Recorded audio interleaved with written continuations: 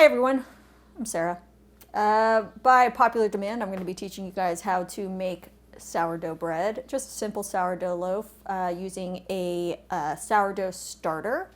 For everybody who may be following along with this and doing it in their own kitchens, keep in mind it's about an 8 to 9 hour process.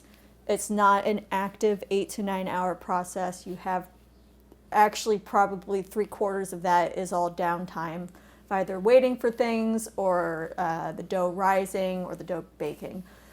The most important thing that you're going to need is your sourdough starter. So this is my sourdough starter. Her name is Audrey 3. She is named after the man-eating Venus flytrap in Little Shop of Horrors, so that if I ever feel like it, I can go feed me Sarah when I am feeding it. So this starter I made when I was living in the UK. I say I used my friends above the refrigerator. It's basically a mixture of flour and water that I stuck above the fridge for a number of days, and voila, it made a starter. I dried her out and then smuggled her back to the US and rehydrated her, and she is now about 4 years old. A lot of you guys may be using starters that you just made. Keep in mind, the older your starter is, typically the more active it is and the more sour it is. So if you are using a brand new starter and you kind of have a bit of a fail loaf at the end for your first bread loaf, don't be discouraged. It's probably just because it's a young starter. Yeah. So this one's 4 years old. I love her. Your starter should be unfed before you use it. So we want to make sure the bacteria and yeast are nice and hungry when you're making your bread. So we want to kind of starve them out a little bit. So I have not fed this starter yet. I fed it last night.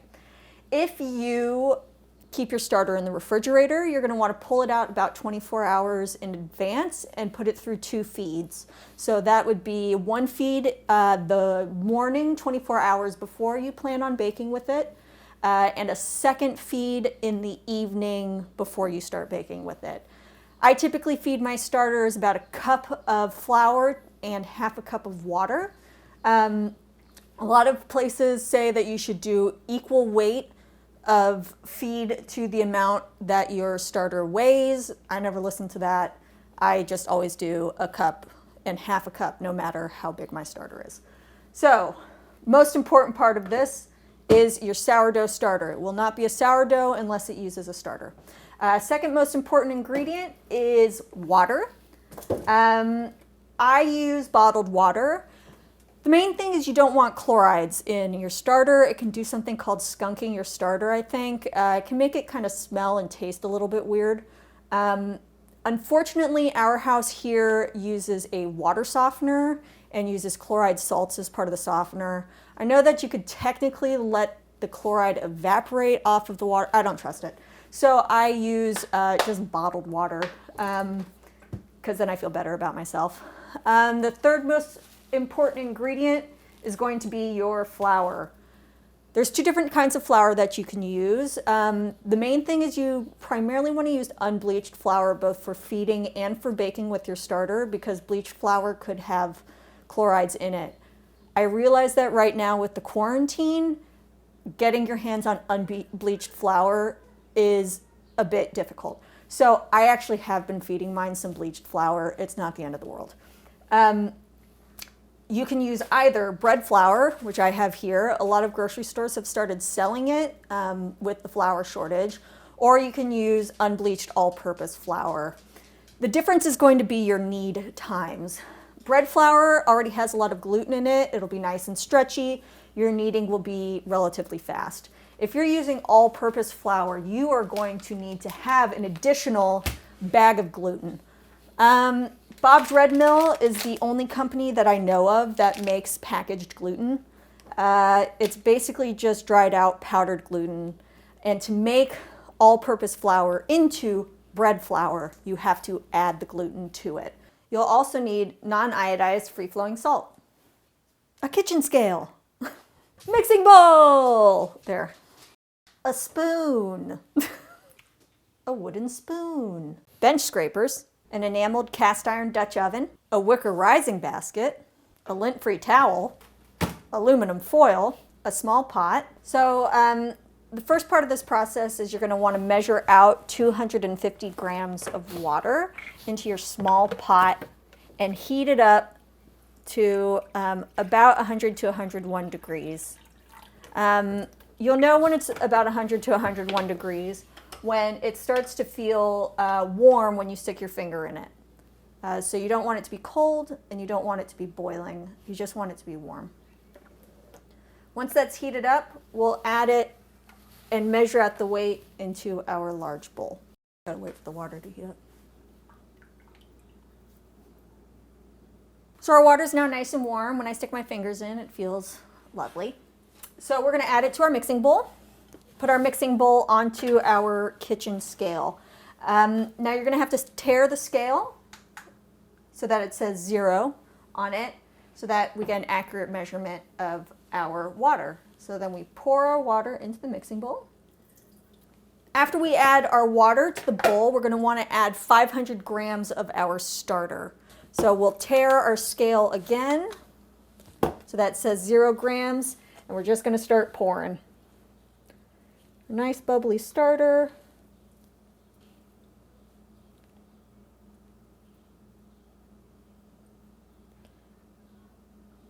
$500 grams is an estimation. I went a little bit over at 526. It's not the end of the world. Just means it's got a little bit more yeast and bacteria in it, which is perfectly fine. So after we add our starter to our warm water, we want to give it a mix until it sort of roughly combines. It'll become really liquidy. We just want to make sure it really hydrates in the bowl. Give it a stir.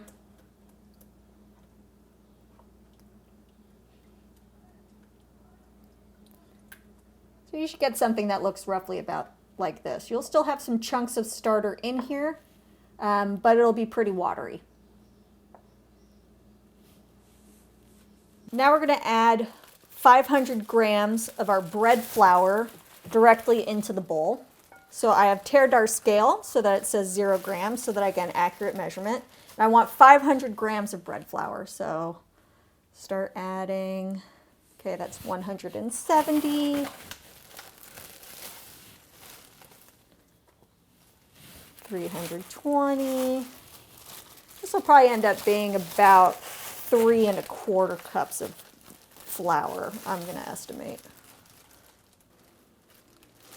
532. I've got about equal amounts of bread flour to starter, which is more or less what I would like. Now that the flour's been added to the starter in the warm water, we're going to take it off of our scale and mix it together into what is called a shaggy mass, which is pretty much just a sort of rough mixture of flour and starter and water to get started what's called the autolysing process. So that's the bacteria and yeast inside of our starter is going to start essentially digesting the gluten and flour starches in preparation for making your bread. So this is about what you want it to look like. I clean it off of our spoon. And you allow this autolysing process to last for about 30 minutes. So I will cover it with some tin foil to keep it from drying out.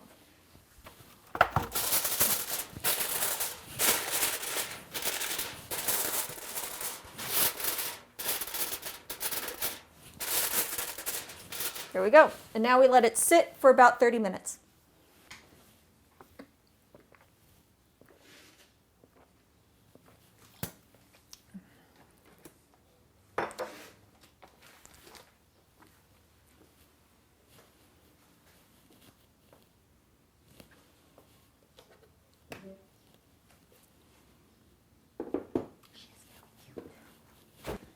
So now we've finished the autolysing process. It has been 30 minutes that our loosely mixed together dough has been sitting.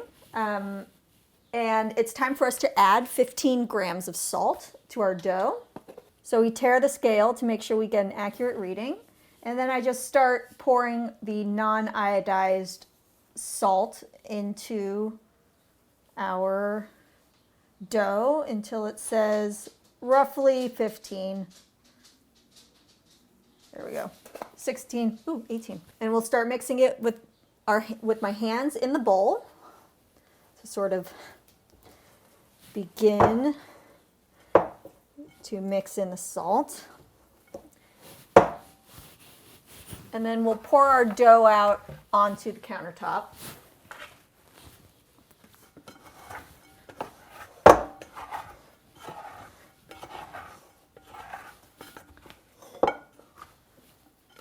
You don't have to have a plastic bench scraper to do this. You can use your hands, you can use a spoon, you can use a spatula. I just use it because it's easier. So then we put our bowl to the side so it doesn't get in the way. And we pour out our dough onto an unfloured surface. A lot of people flour their surface for kneading. It's important for the gluten development to not flour it because the stickiness is going to help us get the dough nice and stretchy. So now we start kneading. It's going to get a little bit messy. That's fine.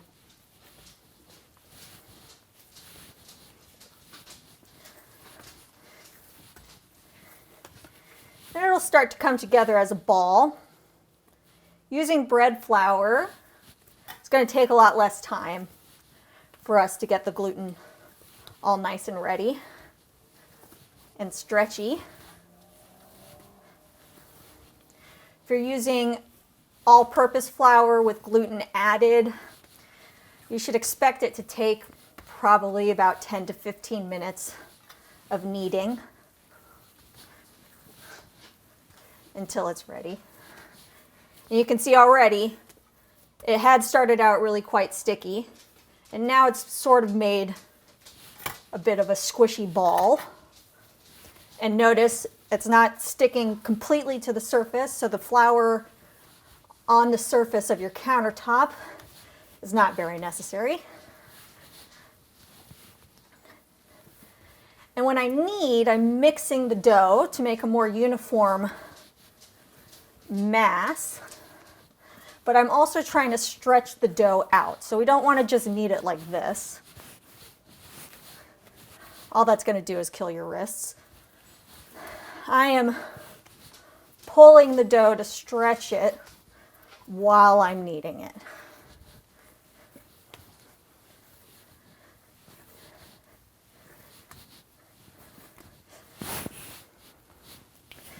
There's another way you can knead if your wrists are killing you. Sometimes I do this too. I learned it when I first started making sourdough. It's called I guess it's like a French way of doing it. Anyways, you grab the ends of your dough. This is really fun. And then you swing it and drag. Then you swing it and drag.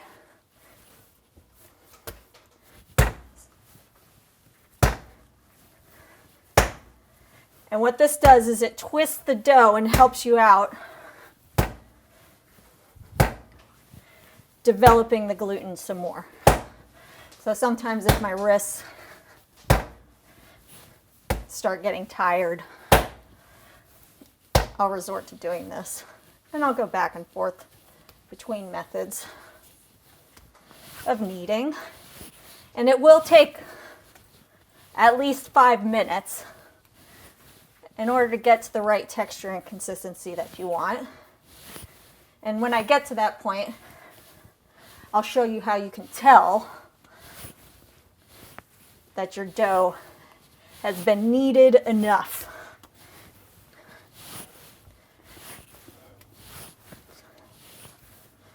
This is starting to look like it's getting about right. Let's do some more of the fun French style.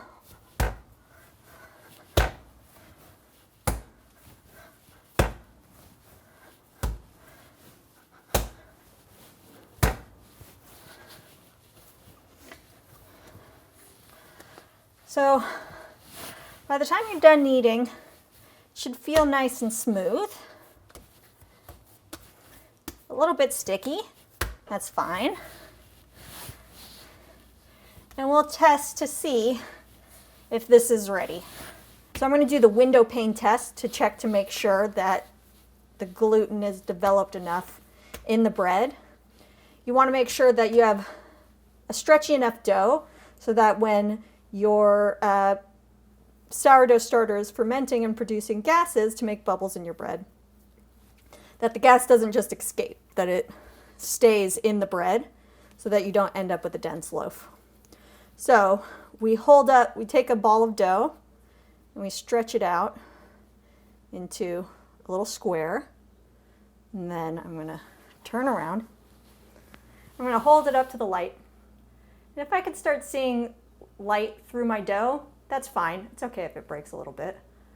The main thing is we want to make sure that it's translucent enough or transparent enough without totally having holes.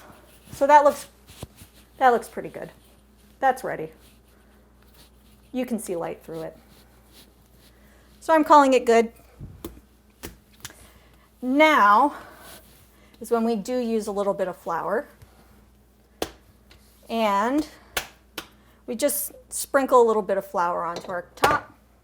I have a handy little container of just some old whole wheat flour that I really only ever use for this. Use my bench scraper to help me get this sticky thing off. And sort of pick it up, drag it a bit through the flour, slap it down, and now I'm going to do something called a stretch and fold.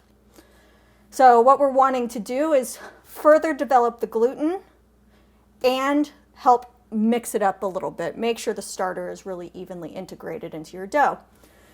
So I do that by stretching your dough. Look at how stretchy it is. And folding it in. Taking the other side, stretching the dough, and folding it in. And I like to fold it so that it tucks under and it forms this nice little ball. Now we're going to do this 3 times total. So this is time number 1. I did my stretch and fold. Then I take my piece of tin foil that I had used to cover my bowl before. And I just kind of cover it up, make sure it doesn't dry out, no bugs get into it. And we let this sit for 10 minutes. We're going to do the same thing for the second stretch and fold. And then after the third stretch and fold, we're going to let it sit for its long rise. So see you in 10 minutes. Okay, so it's been 10 minutes after our first stretch and fold. So we're going to do our second one. Pull our tin foil off of here. There we go. We're going to use our bench scraper to pull this off our counter, turn it about 90 degrees. Then we're going to do our second stretch and fold. So stretch one direction, stretch the other direction, pull it up, tuck it under a little bit. There's our ball of dough. And then we're going to cover it up and let it sit for another 10 minutes after that stretch and fold. So it's been another 10 minutes. We've already done 2 stretches and folds. We're going to be doing our third and final one for this stage. So we're going to pull our tin foil off. Take our bench scraper, scrape our dough off, give it about a 90-degree turn, slap it down on our counter. Stretch 1, stretch 2. Okay, it's a nice round ball.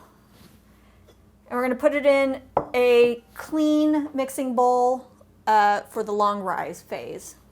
So just pick it up, drop it in the bowl, and then we're going to cover it up and let it sit in a warmish place for about 3 to 5 hours, depending on how much time you have available to you. I'm going to do about 4. It's important not to oil your bowl. It's going to affect the formation of a skin later on. So completely dry bowl, plop that dough in, cover it up, ignore it. That's it. See you in 4 hours.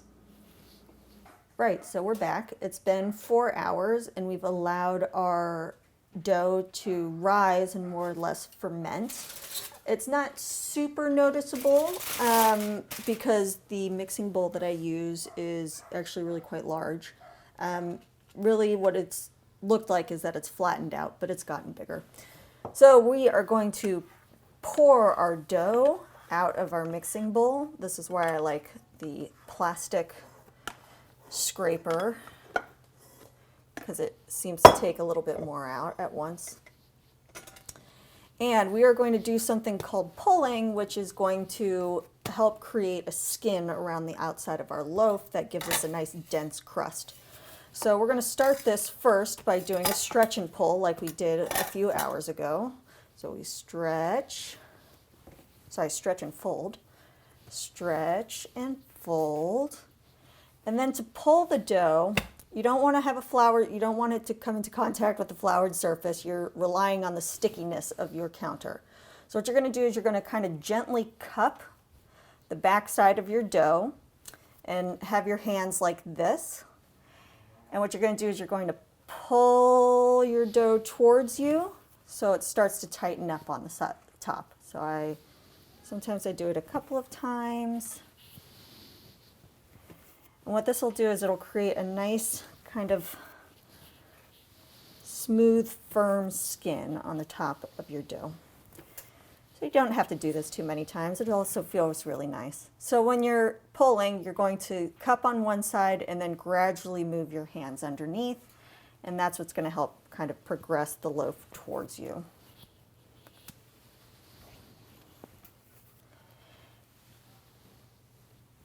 And then you'll get this nice kind of firm ball of bread.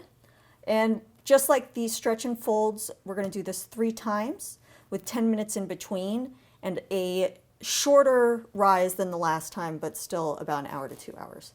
So we'll cover this up with tin foil and let it sit.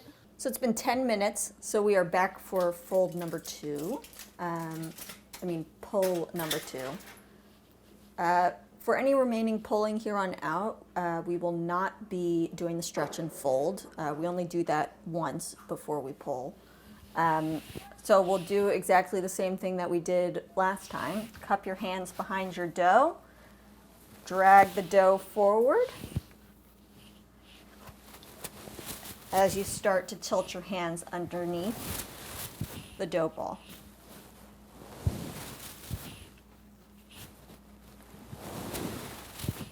And you'll start to see that when you do this, it'll look like it's stretching the dough over the top. Sorry if you hear the clicking of our dog running through. Now that's ready to sit for another 10 minutes. And we'll cover it up with tin foil. So we've gone through our second 10 minutes and we are on the third and final pull before we go into our shorter rise, which is still going to be about an hour to 2 hours. So we're going to pull this towards us again. Get that nice hot skin on the outside of our dough. And at the end of this, you should have a relatively firm, sort of ball-like dough. So you poke it with your finger, it springs back. That's how you know that it's nice and plump and ready. So this is when we use our wicker proofing basket. You don't have to use a wicker proofing basket. You can also just use a mixing bowl. Either way, no matter what you use, you're going to need to line it with a non-linting towel. This is just a super cheap kitchen towel that we've had for years from IKEA. That works perfectly fine. So before you put your loaf inside of the proofing basket, you're going to want to take some flour and really coat the inside of the cloth with flour. You do not want your loaf to stick onto your cloth. So then We pick up our loaf. I usually like to give it a nice little turn just to get it off of the counter. We flip it upside down and we plop it right into our proofing basket. This here is the seam from the underside. That's how you know it's upside down. Having it in this orientation will give you that nice kind of flowery top that you see a lot of times with like artisan loaves and such. So now we're going to let this sit on the countertop for about an hour to 2 hours, covered up with our tin foil. In the meantime, midway through the rise, I'll probably start the oven up to get it to preheat with our, I want to say crock pot, but it is a crock pot brand cast iron enameled Dutch oven. So we'll see you back here in an hour to 2 hours. Right, it's been about an hour and 45 minutes that this has been sitting here with the tin foil on. So we are ready to start the baking process. So I'm going to remove my tin foil. And that's what your dough is going to have looked like after sitting for the second rise. Summer the dog is making a brief appearance to make sure that everything is to the way it's supposed to look, and she's generally our quality control manager. So during the past hour and 45 minutes, I have preheated my oven to 500 degrees Fahrenheit with my enameled cast iron Dutch oven inside. So I will pull out my Dutch oven. If you don't have a Dutch oven, you have a couple options. You can either use an oven-safe 5-quart baking pot, and you'll use tin foil as the lid, or you can use a baking sheet. You will end up potentially with a flatter loaf if you bake on a baking sheet. So we're going to transfer our dough into our very hot Dutch oven, just by hand. So I flip my dough out. This is what your top will look like. It's a wee bit sticky. I'll just drop it inside. That's actually the best I've done in quite a long time. So before we put the lid on, we're going to cut some venting cuts on the top. We want to make sure that gas can escape during the baking process, but that it escapes in an aesthetically pleasing manner instead of just splitting down the side. So I'm not going to be too creative today. I'm just going to do an X. Maybe I'll do some extra little cuts. Look at that. Lovely. Now that's that. I'm going to put my lid back on and put it into my preheated 500 degree Fahrenheit oven for 20 minutes. Set my kitchen timer for 20. And then let it sit with the lid on for that 20 minutes. I'm going to come back in 20 and remove the lid. Right now what it's doing is steaming inside of the cast iron Dutch oven. Once the steaming is done, we're going to lower the temperature to 450 degrees Fahrenheit after 20 minutes and remove the lid so we get a nice crusty brown top. So now we wait. Our dough has now been in the oven for 20 minutes. So what I'm first going to do is I'm going to turn down the temperature on my oven to 450 degrees. That way I don't forget. So it'll gradually go down to 450, and I'm going to pull my cast iron Dutch oven out. When you're doing this, you don't have to pull it out all the way. I'm doing it for effect. And remove the lid. And if you look inside, oh goodness, look at that beautiful loaf with these ears. Anyway, so what we've effectively done is we have steamed the loaf with the lid on. And now what we're going to do is we're going to put it back in for about 30 minutes. And this is going to give us our nice, dark, crunchy crust on the outside of our bread. So we will come back in 30 minutes and then have a delicious slice of warm bread. I'm excited. The alarm on my kitchen timer just went off, which means it has been 30 minutes with the lid off. So it is the moment of truth. Oh, and I can already tell that it looks lovely. so here is our finished loaf of bread. We have some nice what are called ears on the top. That's where the skin that we've created by doing the pulling process has actually started to lift off of the bread loaf. These are highly desirable. So now we just kind of dump it out. There we go.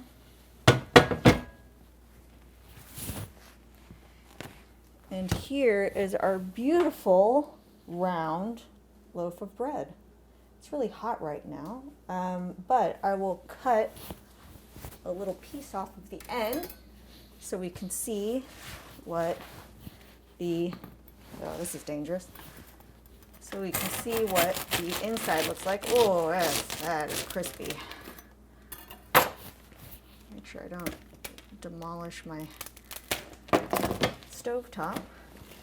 And that is what the inside of a lovely loaf of sourdough bread is supposed to look like. It's also very much cooked. It's not squishy on the inside. Ooh, and it is delicious. And that's it. The end.